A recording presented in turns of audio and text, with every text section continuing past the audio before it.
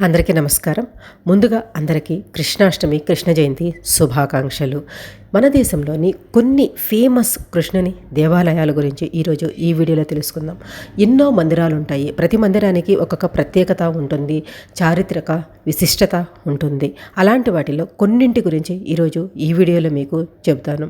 దక్షిణాయనంలో శ్రావణ మాసం కృష్ణపక్షం అర్ధరాత్రి అష్టమి తిథి రోహిణి నక్షత్రంలో శ్రీకృష్ణుల వాళ్ళు జన్మించారు.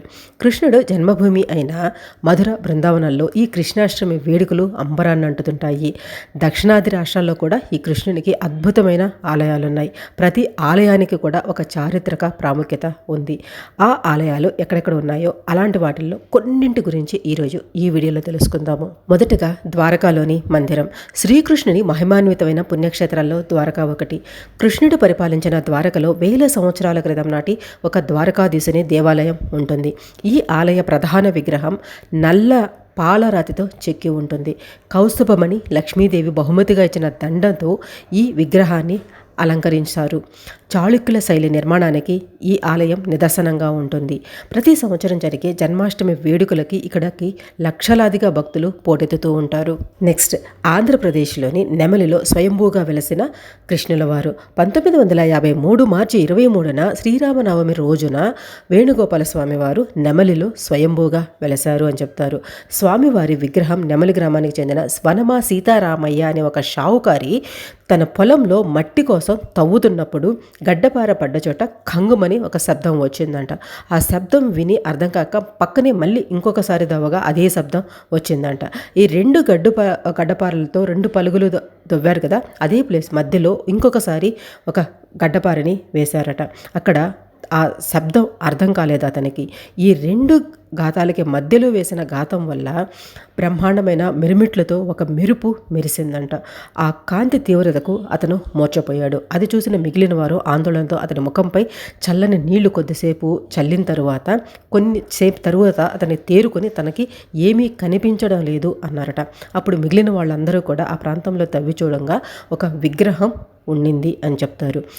ఆ విగ్రహం ప్రాచీన శంఖము, పాచిక అలాంటివి కూడా అక్కడ లభ్యమయ్యాయి అంటారు. ఆ రోజు పరమ పవిత్రమైన శ్రీరామనవమి. ఆ విషయం తెలిసిన షావుకారు నవమి వేడుకలలో నిర్వహణలో ఉన్న అతను ఆ బాధ్యతలు వేరే వారికి అప్పగించి అక్కడి నుంచి హుటాహుటిన అనుచరులతో కలిసి విగ్రహం లభ్యమైన ఆ చోటుకి వెళ్ళి అక్కడ చూశారట.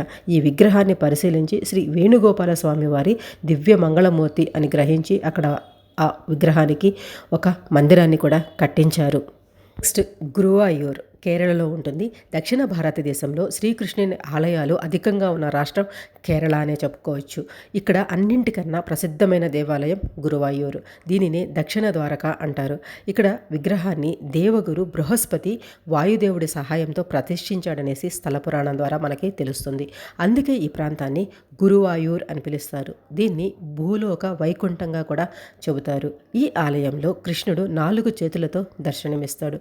ఇక్కడ జన్మాష్టమి, డోలా పౌర్ణమి, విషు, తర్వాత కుచేల ఈ దినోత్సవాలని వైభవంగా నిర్వహిస్తారు. ఇక్కడ చిన్న పిల్లలకి అన్నప్రాసన చేస్తే ఎలాంటి అనారోగ్యం రాదు అనేది భక్తుల విశ్వాసం. నెక్స్ట్ కర్ణాటకలోని ఉడిపిలో ఉండే కృష్ణ మందిరం. కర్ణాటక రాష్ట్రంలో ఉన్న ఈ ఉడిపి కృష్ణుని అత్యంత పవిత్రమైన దేవాలయాల్లో ఒకటి. మధ్వాచార్యుల వారు 13వ శతాబ్దంలో ఈ ఆలయాన్ని ప్రారంభించారు. సముద్రం మధ్యలో మునిగిపోతున్న ఒక పడవను ఒడ్డుకు చేర్చిన మధ్వాచార్యులు అందుకు ప్రతిగా అందులో ఉన్న శ్రీకృష్ణుని విగ్రహాన్ని వాళ్ళని అడిగి తీసుకున్నారట. ఆ విగ్రహం మరేదో కాదు, దేవకి కోరిక మేరకు దేవశిల్పితో రుక్మిణి చెక్కించిన విగ్రహం. అలా ఆ విగ్రహం సముద్రం ద్వారా ఉడిపి వచ్చింది. ఇక్కడ బాలకృష్ణుని కిటికీలో నుంచి మనం దర్శించుకోవాలి. ఎందుకంటే తన భక్తుడైన కనకదాసుడికి స్వామివారు ఈ కిటికీ నుంచి దర్శనం ఇచ్చారట. అప్పటి నుంచి అందరూ కూడా అలాగే దర్శించుకుంటారు. ఈ క్షేత్రంలో శ్రీకృష్ణ జన్మాష్టమి వేడుకలు చాలా వైభవంగా జరుగుతాయి. దీన్ని విఠల్ పిండి అనే పేరుతో కృష్ణుని మట్టి విగ్రహాన్ని తయారు చేసి ఊరేగించి ఆ తరువాత ఆలయంలో ఉన్న సరోవరంలో ఆ విగ్రహాన్ని నిమజ్జనం చేసేస్తారు. నెక్స్ట్ తమిళనాడులోని చెన్నైలో ఉన్న పార్థసారథి ఆలయం. పార్థుడు అంటే అర్జునుడు. అర్జునుడి యొక్క రథానికి సారథి ఎవరు? కృష్ణుడు. అందువల్ల పార్థ సారథి అని ఈ గుడిని పిలుస్తారు. చెన్నై నగరంలోని పార్థసారథి ఆలయంలో విష్ణువుకు సంబంధించిన 4 అవతారాలను ఇక్కడ ప్రత్యేకంగా పూజిస్తారు. ఇందులో రాముడు, కృష్ణుడు, నారసింహుడు, వరాహస్వామిని ఇక్కడ ప్రత్యేకంగా పూజిస్తారు. శతాబ్దాల క్రితమే ఈ గుడిని నిర్మించున్నారు. 108 వైష్ణవ దివ్యక్షేత్రాల్లో ఈ ఆలయం ఒకటి. చెన్నై మెరీనా బీచ్ నుండి జస్ట్ 5 మినిట్స్లో మీరు ఈ గుడికి రీచ్ అవ్వచ్చు. వెళ్ళిన వాళ్ళు తప్పకుండా ఆలయాన్ని దర్శించండి. నెక్స్ట్ ఉత్తరప్రదేశ్లోని బృందావనం, శ్రీకృష్ణ జన్మభూమి అయిన మధుర, కన్నయ్యను ఆరాధించే పుణ్యక్షేత్రాల్లో ఒకటి. 50 అడుగుల ఎత్తైన ద్వాదశాదిత్య శిలపై ఉన్న ఈ శ్రీ రాధా మదన్ మోహన్ మందిరాన్ని బృందావనంలో నిర్మించిన మొదటి ఆలయంగా కూడా చెబుతారు. ఆలయ గర్భగుడిలో కృష్ణుడు, రాధ, బలరాముని విగ్రహాలతో పాటు పాలరాతి కృష్ణుని విగ్రహం కూడా ఉంటుంది. ప్రధాన ఆలయం వెనుక చిన్న గది ఉంటుంది. ఆ గదిలోనే అప్పట్లో కృష్ణుడు జన్మించిన జైలు అని చెబుతారు. జన్మాష్టమితో పాటు చప్పన్బర్గ్ హోలీ వేడుకలు కూడా ఇక్కడ చాలా బాగా జరుపుతారు. మధుర నుంచి బృందావనం 11 కిలోమీటర్ల దూరంలోనే ఉంటుంది. ఇక్కడ గోవిందదేవ్, మీరాబాయి దేవాలయాలు కూడా ఉన్నాయి. బృందావనానికి సమీపంలో గోవర్ధన పర్వతం, అక్కడి నుంచి 5 కిలోమీటర్ల దూరంలో రాధాకుండ్, శ్యామ్ కుండ్ కూడా ఉంటుంది. గోపికలు ఈ కృష్ణుని రాక కోసం ఎదురు చూసిన ప్రదేశం కూడా ఇదే. నెక్స్ట్ ఒడిశాలోని పూరి ఆలయం. సోదరుడు బలరాముడు, సోదరి సుభద్రతో కలిసి కృష్ణుడు కొలువైన క్షేత్రం పూరి.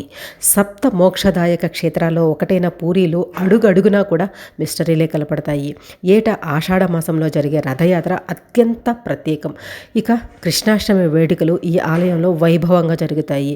ఇంకా జైపూర్, రాజస్థాన్ సహా దేశవ్యాప్తంగా చాలా కృష్ణుని మందిరాలు ఉన్నాయి. వాటన్నిటి గురించి నెక్స్ట్ ఇంకొక వీడియోలో మనం చెప్పుకుందాము.